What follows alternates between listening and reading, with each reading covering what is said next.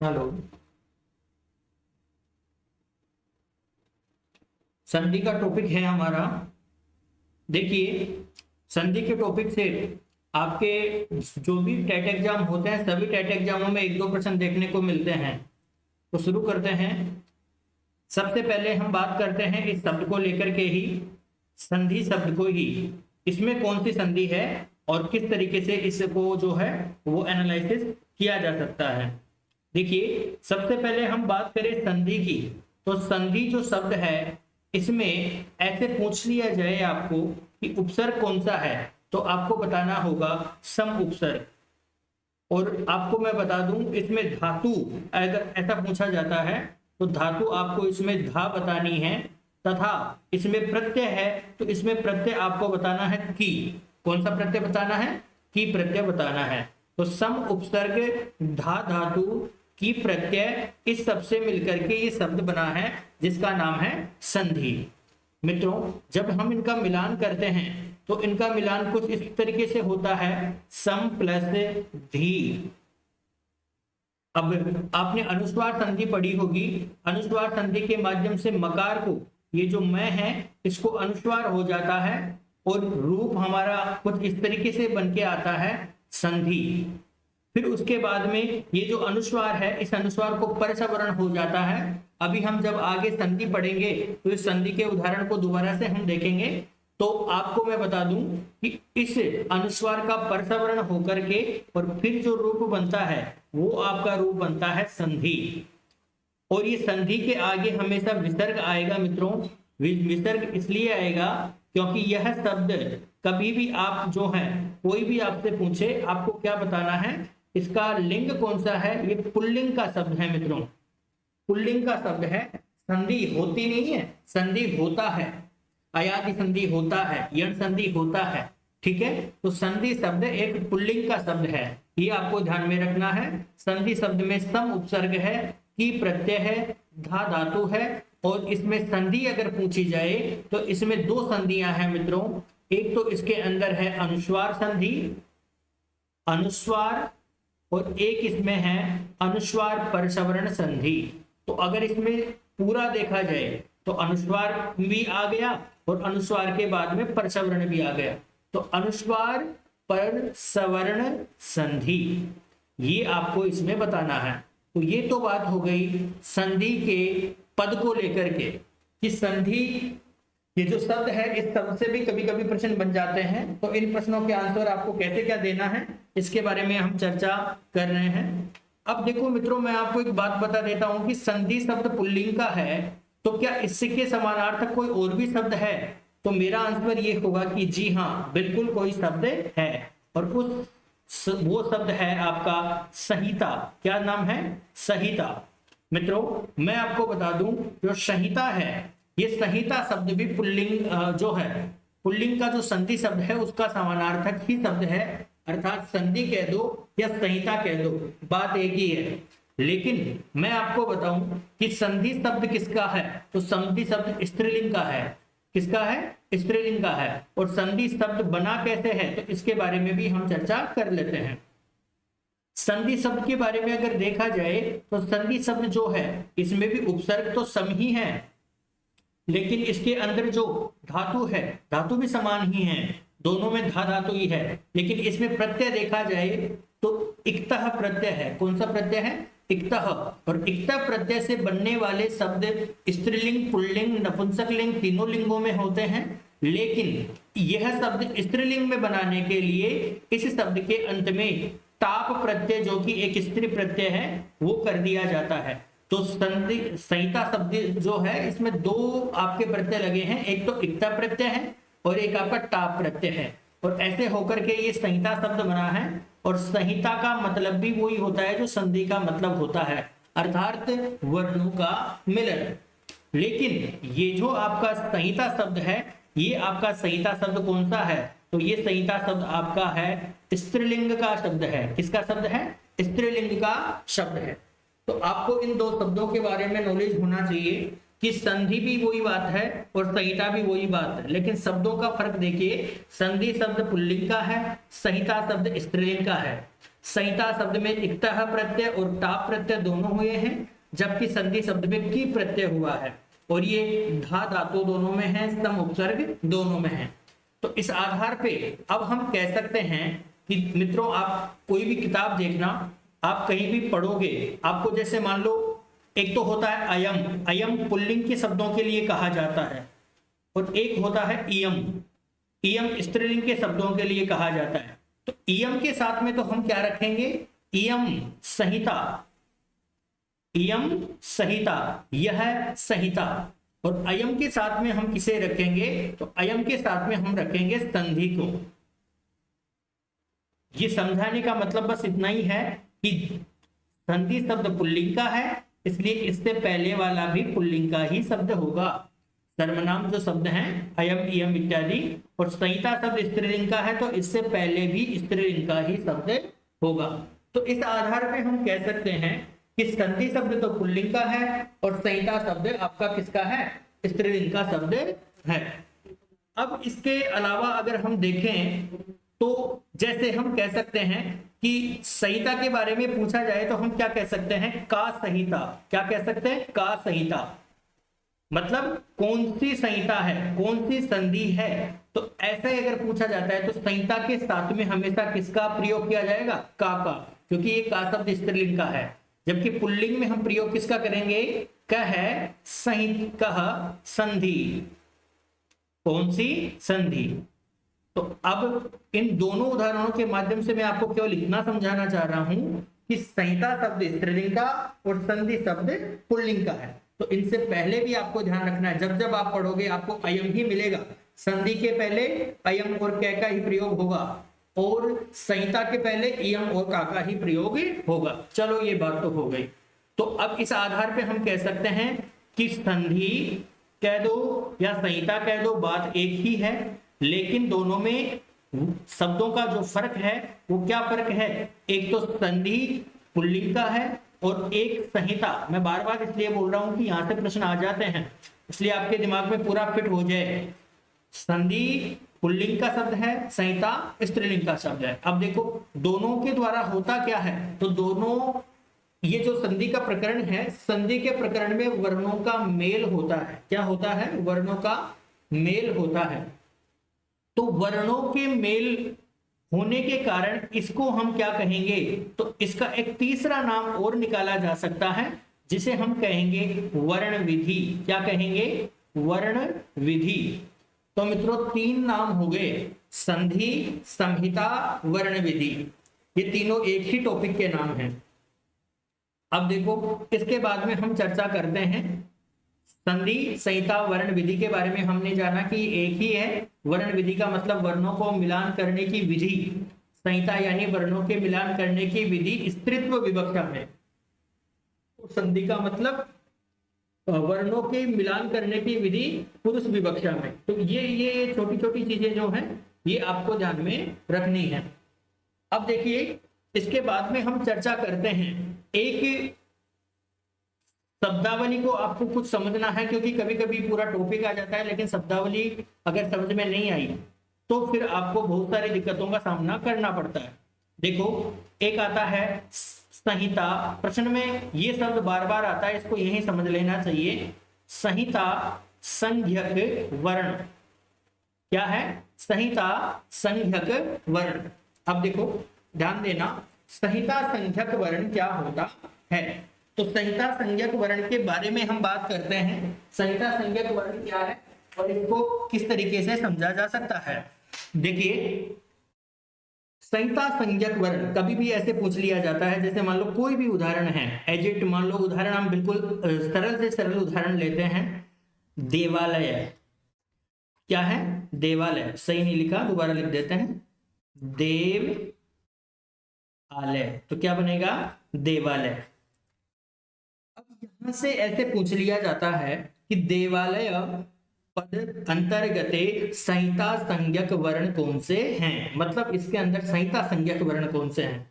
अब इसमें आपको संधि नहीं पूछ रहा, इसमें आपको संधि का विग्रह नहीं पूछ रहा, और वो आपने पढ़े हैं, लेकिन फिर भी आपका आंसर गलत हो जाता है। तो आपको इस शब्द को समझना है, संहिता संज्ञक वर्ण क्या होता है। तो देखिए, संहिता संज्ञक का मतलब है कि जब हम इसका विग्रह करते हैं, तो विग्रह आपको पता है, बिल्कुल इजी उदाहरण है, देव प्लस आलय, देव प्लस आलय। अब इधर क्या है, ए, और इधर क्या है, आ। अब इतना तो आपको बेसिक नॉलेज होगा, दोनों को मिलाकर के हम क्या कर देते हैं, आ, और ये भी हट जाएगा, ये भी हट जाएगा। तो अब देखो, देवालय शब्द में अगर ये पूछा जाए कि संहिता संज्ञक वर्ण कौन सा है, तो आपका आंसर होना चाहिए कि ए और आ, ए और आ। ये क्या है, ये संहिता संज्ञक वर्ण है। मतलब ये है कि किसी भी संधि में जो दो वर्णों का मिलन हो रहा है, उन मिलन होने वाले वर्णों को ही संहिता संज्ञक वर्ण कहा जाता है। उन्हें क्या कहा जाएगा, संहिता संज्ञक वर्ण कहा जाएगा। जैसे मान लो महेश है, या मान लो हम कोई इजी उदाहरण लेते हैं, पर्यावरण, पर्यावरण। अब देखो, पर्यावरण में क्या है, परि प्लस आवरण, तो परि जमा आवरण। अब परि में क्या है, ई, और इधर क्या है, आ। तो अगर ये पूछ लिया जाए कि पर्यावरण में संहिता संज्ञक वर्ण कौन से हैं, तो आपको आंसर देना है कि संहिता संज्ञक वर्ण है ई और आ। ये दोनों वर्ण क्या है, संहिता संज्ञक वर्ण हैं। तो इस आधार पे आपको ये संहिता संज्ञक वर्ण का चैप्टर आपको समझ में आना चाहिए। और आपको किसी भी, जैसे मान लो हम एक दो उदाहरणों के माध्यम से और प्रयास कर लेते हैं कि आपको ये पता लगा या नहीं लगा कि संहिता संज्ञक वर्ण कौन सा है। जैसे आप बताइए मेरे को, मधवरी, मधवरी बिल्कुल प्रसिद्ध उदाहरण है। मधवरी में कौन सा संहिता संज्ञक वर्ण है, लिख देता हूं मैं आपके सामने,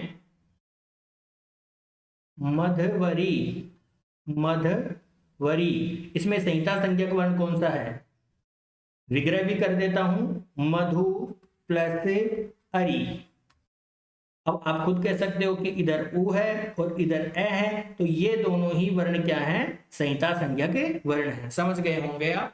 तो संहिता संज्ञक वर्ण का ये चैप्टर है। तो अब से पहले हमने जाना संधि शब्द पुल्लिंग का है, संहिता शब्द स्त्रीलिंग का है, और वर्ण विधि भी इसको कहते हैं। और संहिता संज्ञक वर्ण का मतलब ये होता है कि दो शब्दों के अंदर जो मिलन कार्य होता है, उन दो शब्दों को ही संहिता संज्ञक वर्ण कहते हैं। अब हम बात करते हैं संधि की परिभाषा की। संधि की परिभाषा, संधि की डेफिनेशन क्या हो सकती है, इसके बारे में चर्चा करते हैं। तो देखो, सबसे पहले हम कह सकते हैं वर्णानाम मेलनम संधिः, वर्णानाम मेलनम संधिः। वर्णों के मेल को ही संधि कहते हैं। वर्णों के मेल को ही क्या कहते हैं, संधि कहते हैं। अब देखो, इसका मतलब ये है, ये क्या कहना चाह रहा है कि जहां दो शब्द हैं, जहां दो शब्द हैं, तो इस शब्द में से वर्ण और इस शब्द में से वर्ण, उनको आपस में मिलाया जाए, उसे ही क्या कहते हैं, संधि कहते हैं। एक डेफिनेशन तो ये हो गई। लेकिन अभी इस डेफिनेशन को अगर देखा जाए, तो इसमें पूरी तरह से ये स्पष्ट नहीं है कि कौन से वर्ण को कहां मिलान करना है। लेकिन फिर हम इसका दूसरा जो चैप्टर देखते हैं, वहां कहा गया है वर्ण संधानम संधिः, वर्ण संधानम संधिः। ये कहता है वर्णों के संधान को, वर्णों के संधान को ही संधि कहते हैं। संधान का मतलब भी मिलन ही होता है। संधान का मतलब एक तरीके से मथना होता है, मतलब वर्णों की वर्णों से लड़ाई, अपनी भाषा में हम बात कहें तो वर्णों को वर्णों से मिलान करवाने की जो विधि है, उसे ही क्या कहेंगे, संधि कहते हैं। थर्ड नंबर पे जो इसकी डेफिनेशन आती है, वो डेफिनेशन आती है लोपा गमा देशा। लोपा गमा देश वर्ण विकाराः, वर्ण विकाराः। व संधि। देखो ये डेफिनेशन क्या कहती है, लोपागमादेशा वर्ण विकारा व संधि। ये कह रही है, तीन चार चीजें कहती है जो इस शब्द हैं। पहले इन शब्दों को हम अलग करते हैं। एक तो ये कह रही है कि लोप मतलब जहां दो शब्दों को मिलान करवाया जाए और दोनों में से किसी एक शब्द का लोप करना भी पड़े तो कर दो, उसे क्या कहेंगे, संधि। एक शब्द है इसमें आगम, आगम, और एक शब्द है इसमें आदेश। इन दोनों शब्दों को एक साथ समझा देता हूं। देखो ऐसा है, जब दो वर्ण बैठे हों, दो अक्षर बैठे हों और उनके बीच में चुपचाप आकर के कोई वर्ण बैठ जाए, बिना किसी को व्यवधान करे या बिना किसी को परेशान करे, जब चुपचाप कोई वर्ण आके बैठ जाए तो उसको तो हम कहते हैं आगम। क्या कहते हैं, आगम। लेकिन जब दो वर्ण बैठे हों और किसी एक वर्ण को हटाए और फिर खुद आके बैठे, इस ऐसी परिस्थिति को जो है वो कहते हैं आदेश। क्या कहते हैं, आदेश। तो अब आप सामान्य तौर से भी समझ सकते हो, आदेश में स है, स से आप शत्रु याद रख सकते हो, और आगम में मैं है, मैं से आप मित्र याद रख सकते हो। तो अब हम क्या कह सकते हैं कि जहां पर वर्णों के मिलन में किसी वर्ण को हटा करके कोई दूसरा वर्ण आए उसे कहते हैं आदेश, और जहां वर्णों के मध्य जाकर के बिल्कुल शांति तरीके से कोई वर्ण बैठ जाए बिना किसी वर्ण को हटाए उसे कहते हैं आगम। तो ये दोनों चीजें हो गई। अब देखो तीसरी शब्द है विकार। विकार को हम विकृति भी कह सकते हैं मित्रों। विकार को विकृति कैसे कह सकते हैं, जैसे मान लीजिएगा लकड़ी होती है। अब लकड़ी पेड़ से कट के आती है, बिल्कुल सामान्य लकड़ी होती है, लेकिन उसी लकड़ी से हम क्या करते हैं, उससे हम कुर्सी बना लेते हैं, उससे हम हमारा फर्नीचर बना लेते हैं। तो देखा जाए तो लकड़ी का विकार ही क्या है, वो फर्नीचर हम इत्यादि चीजों बनाते हैं। तो हम ये नहीं कह सकते हैं कि विकार या विकृति केवल बुरी ही चीज होती है। कभी कभी विकृति से सृजनात्मक कार्य भी हो जाते हैं। जैसे मान लो आपने गेहूं है, गेहूं को पीसा, उसके से रोटी बनाया, तो अच्छा ही काम किया ना। तो आपने इसी प्रकार से हम क्या कह सकते हैं कि वर्णों में भी विकार उत्पन्न हो जाता है। कैसे, अब वर्णों में विकार कैसे उत्पन्न होता है, तो आपने देखा होगा कि जैसे तय है, तय के आगे र है, र के आगे अ है, तो हम क्या कर देते हैं, त्रय। इसी प्रकार मान लो क है, क के आगे मूर्धन्य स है, मूर्धन्य स के आगे फिर से अ है, तो हम क्या कर देते हैं, क्ष। ठीक है, इसमें अ जोड़ देंगे तो ये चिन्ह ऐसे नहीं लगाएंगे, और अगर इसमें अ नहीं है तो ये चिन्ह लगाएंगे। तो इस प्रकार से हम कह सकते हैं कि इसे कहते हैं वर्ण विकार। अब ये क्या कह रहा है, लोप आगम आदेश वर्ण विकार व संधि, मतलब जहां दो वर्णों का मिलन करवाया जाए और उस मिलन में लोप की प्रक्रिया हो या आगम की प्रक्रिया हो या आदेश की प्रक्रिया हो या विकार की प्रवृत्ति वहां पे दिखाई जाए, तो उसे क्या कहेंगे, संधि।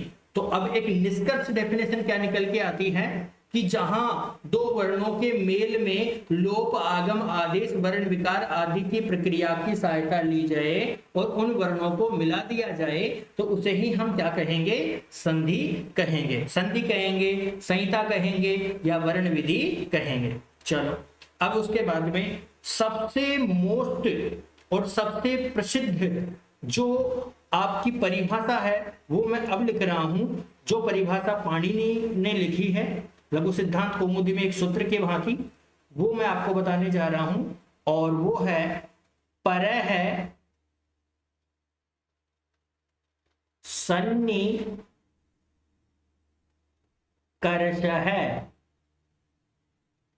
संहिता। अब देखो इन्होंने संहिता का प्रयोग ही किया है, तो संधि कह दो या संहिता कह दो, बात एक ही है। परः सन्निकर्षः संहिता। देखो ये क्या कहता है, ये कह रहा है कि देखो सबसे पहले मैं आपको शब्दों को समझा देता हूं। परः का मतलब होता है जो दूर है, जो दूर है, और सन्निकर्ष का मतलब होता है अत्यधिक समीपता। क्या मतलब होता है, अत्यधिक समीपता, समीपता, और उसे हम क्या कहेंगे, संधि या संहिता कहेंगे। देखो ये क्या कह रहा है, ये कह रहा है कि जहां मान लो कोई दो शब्द हैं, तो जो दूर है, जो पहले वाले दूसरे वाले शब्द का जो प्रारंभिक वर्ण है, जो दूर है, उसको क्या किया जाए, उसको पास लाया जाए। किसके पास लाया जाए? तो देखो इस सूत्र में हालांकि यही कहा है परह, लेकिन अब जाहिर सी बात है कि कोई दूर है तो कोई समीप भी है, तो इस आधार पे यहाँ का अर्थ हम स्वयं निकालेंगे। तो अब हम क्या कह सकते हैं कि जहां दूर है उसको समीप कर दिया जाए, दूर है उसको समीप कर दिया जाए। तो परह सन्निकर्षः, जो पर है उसको सन्निकर्ष कर दिया जाए, अत्यधिक उसको पास में ला दिया जाए और उसे ही उसे मिलाकर के दो शब्दों की जगह एक ही शब्द बना दिया जाए, उसे हम क्या कहते हैं? संधि या संहिता कहते हैं। तो ये पाणिनि का सूत्र है, सबसे मोस्ट परिभाषा है। और मित्रों ऊपर वाली भी सारी मोस्ट ही हैं, लेकिन वो पाठ्यक्रम के अनुसार अलग अलग है। जैसे मान लो छठी की क्लास में हम देखें तो ये कहा गया है वर्णानाम मेलनम संधि, फिर 7वीं की क्लास में वर्ण संधानम संधि, फिर 8वीं 9वीं में लोकोगमादेश वर्ण विकारावा संधि, और फिर आगे जाकर के स्नातक, फिर इसके बाद में यही डेफिनेशन रहती है। एमए लेवल, स्नातक लेवल तक, स्नातकोत्तर लेवल तक आपका यही परिभाषा रहेगा, परः सन्निकर्षः संहिता। तो ये तीनों ही मोस्ट है, लेकिन सबसे ज्यादा प्रायोरिटी आपको किसको देनी है? परिशुद्ध रूप से परः सन्निकर्षः संहिता, क्योंकि ऊपर की तो एक ये वाक्यों के द्वारा बताया गया है, जबकि ये लास्ट में जो मैंने स्टार लगाया है ये एक सूत्र है, पाणिनि का अष्टाध्यायी का एक सूत्र है, परः सन्निकर्षः संहिता। तो इस आधार पे हम कह सकते हैं कि संधि किसे कहेंगे? जो दूर है उसको अत्यधिक समीप कर दिया जाए, उसे ही क्या कहेंगे? संधि कहेंगे। जैसे मान लो हम कह सकते हैं, अभी उदाहरण भी लिखा था हमने, देव प्लस आलय। अब ये अलग शब्द है, ये अलग शब्द है, लेकिन इनको मिलाकर के एक ही शब्द बना दिया जाए, देवालय, उसे हम क्या कहेंगे? उसे हम संधि कार्य कहेंगे। अब उसके बाद में सबसे मोस्ट जो प्रकरण आता है वो आपका प्रकरण आता है कि संधि कहाँ तो होती है और कहाँ नहीं होती है। मतलब होती तो सभी जगह है जहां प्राप्त हो जाए, लेकिन ऐसी कौन कौन सी कंडीशन है जहां पे तो आपको संधि का कार्य अनिवार्य तौर पे करना ही है, कंपलसरी है, वो काम आपको करना ही है। और कुछ ऐसी जगह होती है जहां पे आपकी इच्छा पे डिपेंड करता है कि आप संधि का काम करो या नहीं करो। तो देखो कहाँ कहाँ है। सबसे पहले हम बात करें तो हम कह सकते हैं कि एक पद में, एक पद का मतलब आपने पढ़ा होगा सुप्तिगंतम पदम, एक पद का मतलब एक शब्द में। तो एक पद में कभी भी संधि का काम प्राप्त हो जाए तो वो हमें आवश्यक रूप से करना है, और आवश्यक को क्या कहते हैं? नित्य। क्या कहेंगे? नित्य। आवश्यक रूप से कैसे करना है? तो देखो आप, एक पद का मतलब है कि कोई एक ही शब्द है, अब उसके अंदर कोई संधि हो चुकी है। जैसे मान लो नई प्लस अक है, आगे आप पढ़ेंगे तो आपको भी निकालना आ जाएगा, इस तरीके से वगैरह करना, कोई दिक्कत नहीं है, बहुत आसान चीजें हैं। देखो नायक है, एक शब्द है नायकः। अब नायक के अंदर देखा जाए तो अणुवल तो प्रत्यय है और ये धातु है नी, लेकिन नी धातु से अणुवल प्रत्यय कराने पर नायक शब्द बनता है। अब आपको प्रत्यय से नहीं लेना देना, अभी हम प्रत्यय हम जब पढ़ेंगे तब देखेंगे। अब आपको ये देखना है कि नायक का विग्रह क्या है? नई प्लस अकः। तो मित्रों ये एक शब्द है, नायक कोई एक ही शब्द है, तो अब हम इसको ये नहीं कह सकते कि नई प्लस अकः, हमें डायरेक्ट बोलना क्या पड़ेगा? नायक। मतलब यह है कि एक शब्द के अंदर अगर हमें संधि प्राप्त है तो वो हमें कंपल्सरी तौर पे उस संधि का कार्य हमें करना ही है। जैसे मान लो कोई दूसरा उदाहरण मैं आपको देता हूं, जे प्लस य अह, जे प्लस अह। अब आप देखो जे प्लस अह का क्या बनेगा? जय। अब जय एक शब्द होता है तो हम ये ही बोल सकते हैं कि हनुमान जी की जय, शंकर भगवान की जय। हम ये नहीं बोल सकते कि उसकी जय अ, मतलब किसी का नाम लेकर के जय ऐसे नहीं, अलग अलग नहीं बोल सकते।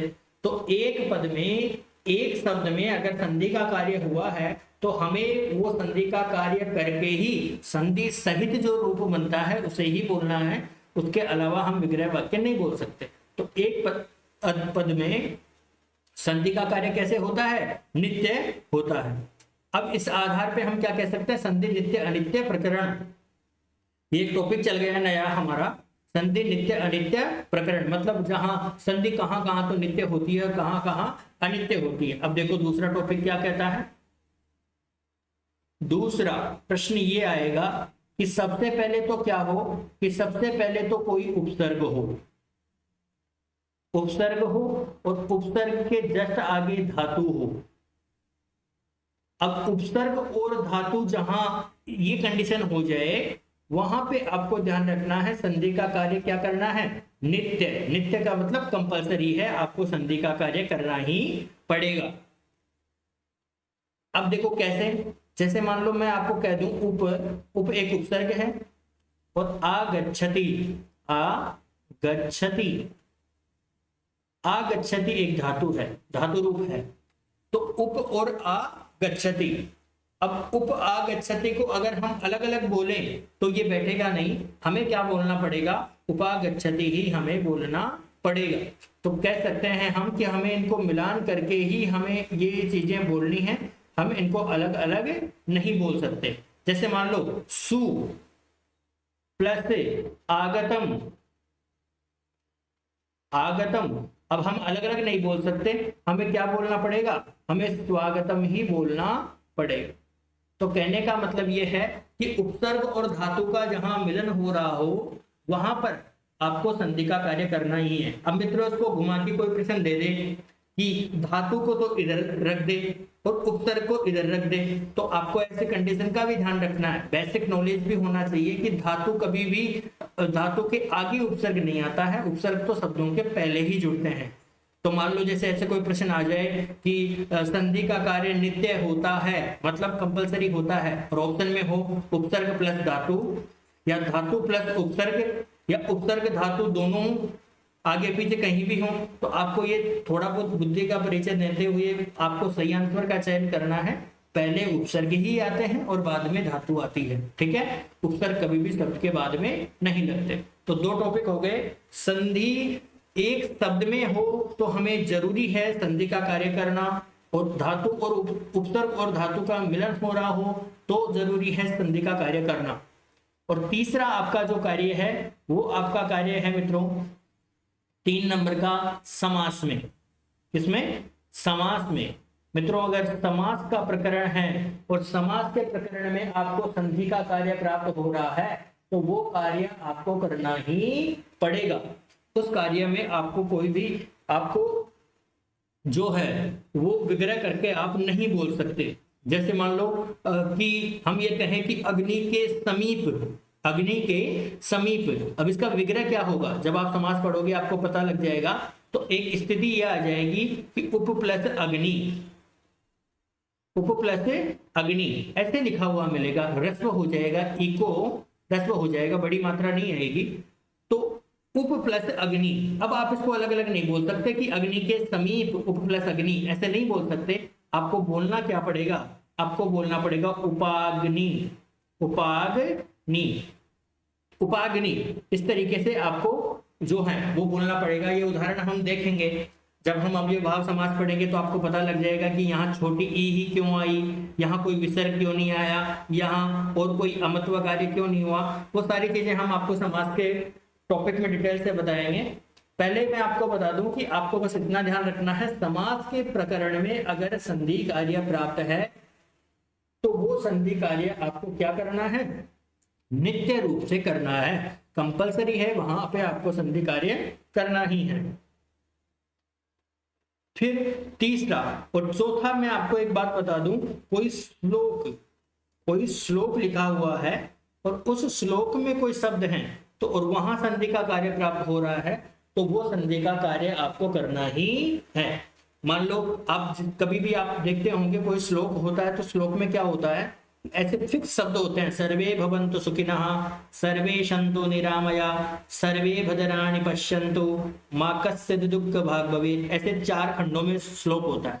तो मान लो किसी शब्द में आपको यहाँ पे संधि प्राप्त हो गई, अब आपको चाहो कि नहीं मैं तो इसको खोल खोल के अलग अलग करके बोलूंगा, लेकिन उस अलग अलग करने के चक्कर में ये जो फिक्स मैटर चल रहा था, मान लो सभी में 11-11 वर्ण हैं, सभी में 8-8 वर्ण हैं, लेकिन खोलने के कारण वो वर्ण आपको ज्यादा मिलेंगे, तो ऐसी स्थिति से श्लोक भंग हो जाएगा, श्लोक का छंद भंग हो जाएगा। तो श्लोक के छंद, अगर छंदोबद्ध, छंद में कोई, छंद से युक्त कोई श्लोक है तो वहां पे आपको संधि का कार्य जो किया है उसे वैसे की वैसे रखना है, आप उसको विग्रह करके नहीं बोल सकते। तो 4 तो आपके सामने ये ऑप्शन हो गए जहां संधि कार्य आपको करना है। कौन कौन से हो गए? एक शब्द में संधि का कार्य नित्य रूप से, उपसर्ग और धातु के मिलन में नित्य रूप से, समास में नित्य रूप से, श्लोक में नित्य रूप से। लेकिन जो पांचवा है, जो पांचवा आपका टॉपिक है, इसमें आप तारे सितारे लगा सकते हो, मतलब इसमें आपकी इच्छा पर डिपेंड करता है कि आपको संधि का कार्य करना है या नहीं करना, वो आपकी इच्छा पे डिपेंड करता है। और वो क्या है? वो है वाक्य। और आपको भी पता है कि वाक्य क्या है, तो वाक्य वो होता है जिसमें कर्ता भी हो, वाक्य वो होता है जिसमें क्रिया भी हो, और वाक्य वो होता है जिसमें कर्म भी हो सकता है। कर्ता और क्रिया तो जरूरी है ही है। जैसे मान लो हम कोई वाक्य लें, हम कह सकते हैं कि सह इह या सा इह आगच्छति, आगच्छति ऐसे लिखा हुआ है। वह, सा यानी वह, इह यानी यहाँ आगच्छति आती है। अब आप देखो सा इह आगच्छति, अब यहाँ देखो आप, यहाँ आ है, यहाँ ई है, इनको मिलाएं तो ए हो जाएगा। अब इधर क्या बच गया? से।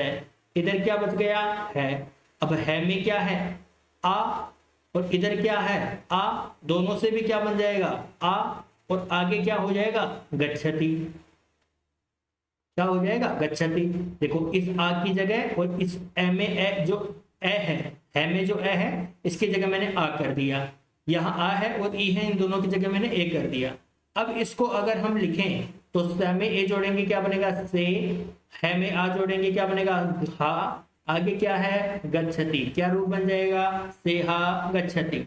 अब हम कह सकते हैं कि सेहा गच्छति भी शुद्ध है और सा यह आगच्छति भी शुद्ध है।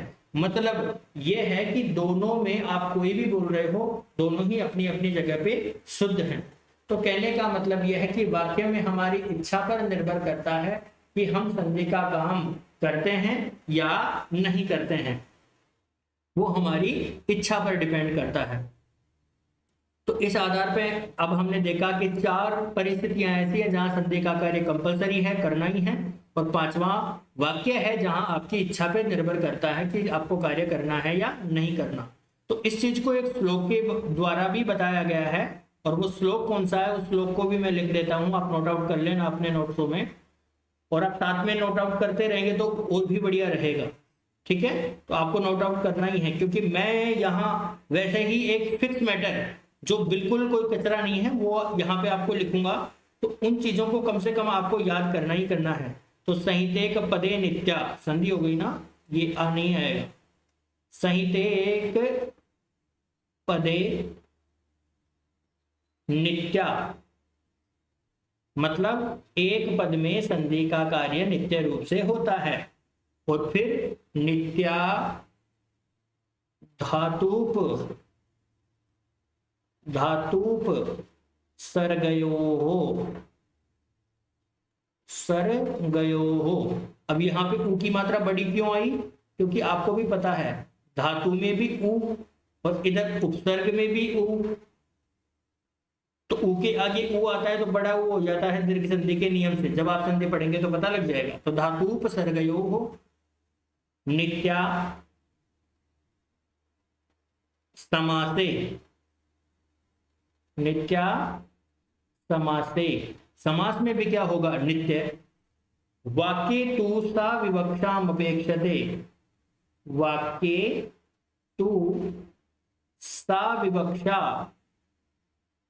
सा विवक्षा मपेक्षते, सा विवक्षाम अपेक्षते, सा विवक्षाम मपेक्षते। अब देखो मित्रों, मैं आपको बताऊं, मैं अभी आपको बता रहा था संधि शब्द पुल्लिंग स्त्रीलिंग का है। देखो ये जो संहिता लिखा हुआ है ना यहाँ पे, इसलिए यहाँ पे भी क्या लिखा है? सा। अगर यहाँ पे संधि लिखता तो यहाँ पे भी हम क्या लिखते, से। क्या लिखते, से। तो ये आपको छोटी छोटी चीजों का ध्यान भी रखना है। तो ये श्लोक एक ऐसा श्लोक है, अगर इसने को आपने रट लिया तो सारी चीजें ही हो गई। सहितेक पदे नित्या, मतलब एक शब्द में संधि का कार्य नित्य रूप से, नित्या धातु उपसर्गयो हो, उपसर्ग और धातु में नित्य रूप से, नित्या समास से, समास में नित्य रूप से, सा वाक्य तू सा विवक्षा उपेक्षते, वाक्य में वक्ता की इच्छा पर निर्भर करता है कि वो संधि का कार्य करे या नहीं करे। तो ये बातें हो गई किसको लेकर के, ये बातें हो गई आपको संधि के नित्य अनित्य प्रकरण को लेकर के। अब इसके बाद में एक नेक्स्ट चर्चा हम जो करने वाले हैं वो चर्चा है आपकी संधि के भेद। संधि के भेद कितने हैं, संधि के भेद। तो संधि के भेदों की चर्चा करें तो देखो, संधि 5 प्रकार की भी होती है और संधि 3 प्रकार की भी होती है। मतलब 5 ही है मूल रूप से तो, लेकिन 5 के 3 कैसे हो गए, और यहां से कोई प्रश्न आता है तो उसका आंसर आपको किस प्रकार देना है, वो सब चीजों के बारे में मैं आपसे चर्चा करने जा रहा हूं। देखो 5 की चर्चा करें तो सबसे पहले तो आपको एक किताब का नाम ध्यान में रखना है, और किताब का नाम क्या ध्यान में रखोगे आप, सिद्धांत कौमुदी। सिद्धांत कौमुदी। सिद्धांत कौमुदी के अनुसार, सिद्धांत कौमुदी किसकी लिखी हुई है, भट्टोजी दीक्षित। भट्टोजी दीक्षित,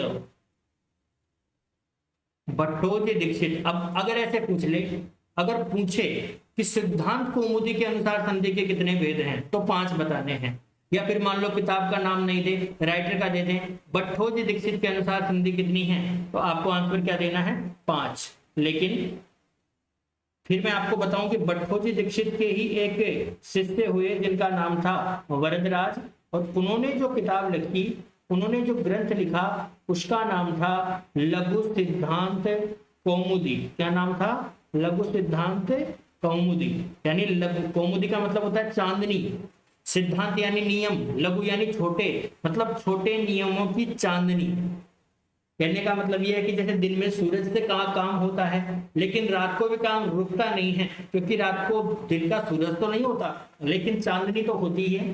तो ऐसे ही लघु सिद्धांत कौमुदी का मतलब है कि जो सिद्धांत कौमुदी है उसको एक चांदनी के रूप में, लघु सिद्धांत कौमुदी छोटे से नियमों की चांदनी, ये अर्थ निकलता है इसका। और ये किसने लिखी है, ये भट्टोजी दीक्षित के शिष्य जो हैं वरदराज, वरदराज ने लिखी है। तो अब आपको ये ध्यान रखना है, प्रश्न ऐसे पूछ ले विशेष, सिद्धांत कौमुदी या भट्टोजी दीक्षित के अनुसार कितनी है तो 5 बताना है, और लघु सिद्धांत कौमुदी वरदराज के अनुसार 3 बताना है। और डायरेक्ट ये पूछ ले कि संधि कितनी होती है, और ऑप्शन में 3 है तो 3 और 5 है तो 5, और 5 और 3 दोनों हों और केवल इतना पूछ ले कि संधि के कितने भेद हैं, तो मित्रों दोनों ही आंसर बिल्कुल सटीक होंगे, कहीं कोई दिक्कत नहीं है, आपको दोनों ही आंसर सही माने जाएंगे, क्योंकि दोनों ही प्रकार से आपका आंसर सही है। लेकिन फिर भी मैं आपको एक बात कहना चाहूंगा कि अगर ऐसा प्रश्न आता है कि संधि के भेद कितने हैं, और ऑप्शन में 5 और 3 दोनों हैं, और आप जो है किसी प्रकार का कोई नाम वगैरह नहीं दिया गया, तो किस प्रकार का आंसर आप चयन करोगे तो ज्यादा ठीक रहेगा, उसके बारे में मैं बता देता हूं थोड़ा आपको। अगर आप फर्स्ट ग्रेड का एग्जाम दे रहे हो तो आपका ये वाला आंसर ठीक होगा, मतलब 5 वाला। अगर आप सेकंड ग्रेड का एग्जाम दे रहे हो या आप टीजीटी का एग्जाम दे रहे हो तो आपका आंसर ऊपर वाला सही होगा। अगर आप मान लो कि नेट का एग्जाम दे रहे हो और फिर ये प्रश्न पूछा जा रहा है तो आपका 5 वाला आंसर ठीक होगा। लेकिन आप थर्ड ग्रेड के समकक्ष कोई भी एग्जाम है, एसएससी टेट है, एच टेट है, यूपी टेट है, एमपी टेट है, आर टेट है, रीट है, इनमें अगर आप कोई आंसर दे रहे हो, ऐसा प्रश्न आ जाता है डायरेक्ट संधि के भेद कितने हैं और आपको डायरेक्ट बताना है और दोनों ऑप्शन में आ गए, तो आपका आंसर थर्ड ग्रेड के समकक्ष जितने भी एग्जाम है उसमें आपको ये वाला आंसर देना है। कौन सा? 3 वाला। क्यों? क्योंकि एक नियम होता है कि जिस लेवल की आप एग्जाम दे रहे हो उस लेवल के सिलेबस के अनुसार आप आंसर देना, अगर ज्यादा चयन करोगे तो वो आपका जो है वो आंसर ज्यादा ठीक माना जाएगा, उसमें ज्यादा विवादास्पद स्थितियां नहीं होंगी। और बाकी मैंने आपको बताया है कि दोनों ही आंसर आपके ठीक होंगे। अब ये संधि के 5 भेद के कौन कौन से हैं और 3 भेद कौन कौन से हैं, इनकी चर्चा हम कर लेते हैं। तो सबसे पहले तो हम बात करें कि नंबर 1 जो संधि है वो संधि है आपकी स्वर संधि। कौन सी संधि? स्वर संधि। अब स्वर संधि कह दो या आप इसको अच संधि कह दो। अच का मतलब भी स्वर ही होता है। जब आप प्रत्याहार आपने पढ़े हैं तो आपको पता होगा, ऐसे लेके चैतक माहेश्वरी सूत्रों के अनुसार। तो अच संधि या स्वर संधि एक भेद हो गया। दूसरा जो भेद है वो नेचुरलिटी को लेकर के है और उसको कहते हैं प्रकृति भाव संधि। कौन सी संधि? प्रकृति भाव संधि। प्रकृति भाव का मतलब जो जैसा है वो वैसा की वैसे ही रहे। तीसरा आपका जो भेद है उसे हम कहेंगे व्यंजन संधि। इसी व्यंजन संधि को हम हल संधि भी कह सकते हैं। क्या कह सकते हैं? हल संधि। फिर इसके बाद में चौथा जो आपका भेद आता है वो आता है आपका विसर्ग संधि। जो विसर्ग को आश्रित होकर के होती है उसे कहते हैं विसर्ग संधि। और विसर्ग के बाद में जो 5वां भेद आता है उसे हम कहते हैं सु आदि को मान करके होने वाली, इसलिए स्वाधि संधि। क्या कहते हैं? स्वाधि संधि। तो मित्रों ये 5 भेद हैं संधियों के, स्वर संधि, प्रकृति भाव संधि, व्यंजन संधि, विसर्ग संधि और स्वाधि संधि। लेकिन मैं आपको बता दूं कि ये जो पहली संधि है आपकी स्वाधि संधि, इसको तो विसर्ग संधि में मिला दिया गया और जो प्रकृति भाव संधि है इसको स्वर संधि में मिला दिया गया। अब इनको मिलाने से क्या निष्कर्ष निकला? इनको मिलाने से एक संधि तो हो गई आपकी अच संधि। अच संधि कह दो या स्वर संधि कह दो, बात एक ही है। तो एक भेद तो हो गया अच संधि, एक भेद हो गया आपका हल संधि या व्यंजन संधि कह दो, और एक भेद हो गया आपका विसर्ग संधि। ऐसे प्रवृत्ति जो भी आचार्य हुए हैं उन्होंने तो संधि के 3 भेद बना दिए हैं और जो प्राचीन आचार्य थे उन्होंने संधि के 5 भेद स्वीकार किए हैं। आप व्याकरण के शास्त्रीय ग्रंथ पढ़ोगे तो वहां पे आपको पंच संधि प्रकरण ही लिखा हुआ मिलेगा। तो इस आधार पे हम कह सकते हैं कि संधि के 5 भेद भी होते हैं और 3 भेद भी होते हैं। लेकिन आपको मैं बता दूं 5 भेदों में भी वही मैटर है और 3 भेदों में भी वही मैटर है। क्यों? क्योंकि विसर्ग अब अकेले विसर्ग नहीं है, विसर्ग में विसर्ग का मैटर भी है और स्वाधि संधि का मैटर भी है। इसी प्रकार अच संधि में अच संधि का मैटर भी है और प्रकृति भाव संधि का भी मैटर है। तो इस आधार पे 5 संधियों से मिलाकर के वापस कितने कर दिए गए? 3 भेद कर दिए गए। तो ये हो गया आपका संधियों का भेदों से संबंधित हमारी परिचर्चा। अब इसके बारे में आगे हम एक एक भेद को लेकर के चलेंगे। जैसे स्वर संधि है, स्वर संधि के अवान्तर बहुत सारे भेद होते हैं, प्रकृति भाव संधि के भी अन्य भेद होते हैं, व्यंजन संधि के भी होते हैं, विसर्ग संधि, स्वाधि संधि, सबके अलग अलग भेद होते हैं। लगभग आपको 20-25 प्रकार के संधि के भेद होते हैं, जिनमें से जो आपके पाठ्यक्रम के अनुसार है वो भेद हम आपको पढ़ाएंगे। तो आज की क्लास में बस इतना ही। आज की क्लास में एक बार शॉर्ट रिवीजन हम कर लेते हैं। हमारी प्रक्रिया, हमारा क्लास जो है वो शुरू हुआ था संधि से। दोनों शब्दों की चर्चा हमने की है, फिर हमने संधि के साथ में ये सर्वनाम शब्द कौन सा आएगा उसकी चर्चा की है, वर्ण विधि भी इसको ही कहते हैं, संहिता संज्ञक वर्ण कौन सा होता है उसकी चर्चा हमने की है, वर्णानाम मेलनम संधि, वर्ण संधानम संधि, लोपा कमादेशा, वर्ण विकारा व संधि और परः सन्निकर्षा संहिता। ये 4 डेफिनेशनों के माध्यम से हमने संधि की परिचर्चा को संपन्न किया है।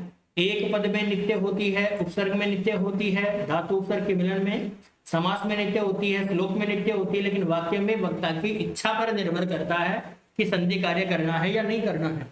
और इसके अलावा अगर देखा जाए, इसको हमने श्लोकबद्ध किया है और संधि के इन भेदों की चर्चा हमने आज की है। तो ये आज की हमारी क्लास बस इतनी ही है और इस क्लास के बाद में हम आगे जो है वो नेक्स्ट टॉपिकों की चर्चा करेंगे। और इस क्लास को तो हम यहीं संपन्न करते हैं। उम्मीद है आपको समझ में आया होगा।